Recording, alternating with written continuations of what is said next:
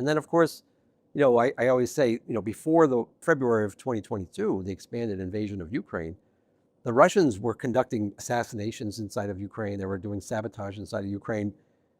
The only difference now between that and then is that the Ukrainians have demonstrated that they can do the same, and they are doing it very effectively. And the Russians should remember that.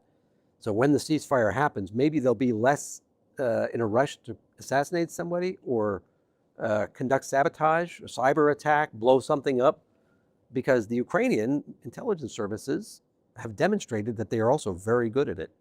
And if the Russians, and we know the Russians kind of live by the principle of an eye for an eye, oka za oka. Well, now there's a consequence. There wasn't maybe in 2014, 2015. Now there's a very serious consequence, and maybe it's in both sides' best interest, this kind of deterrence. Like, let's not do that.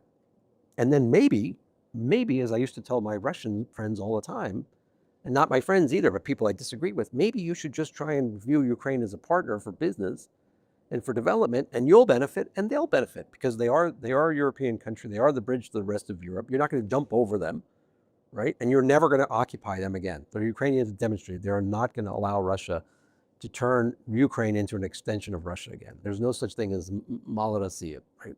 It is Ukraine. And the people of Ukraine are going to be Ukrainian. That doesn't mean they have to be the enemy. They could be actually good partners.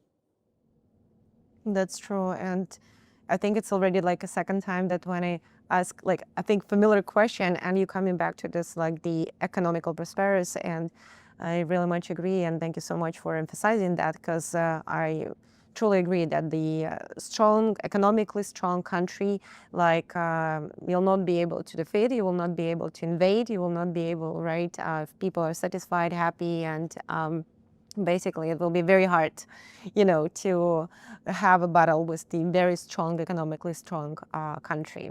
So I truly wish that for Ukraine as well, and thank you for your suggestions and how you compare what happened with the Afghanistan. So that would be great that America would be involved and like still involved even after the ceasefire and everything.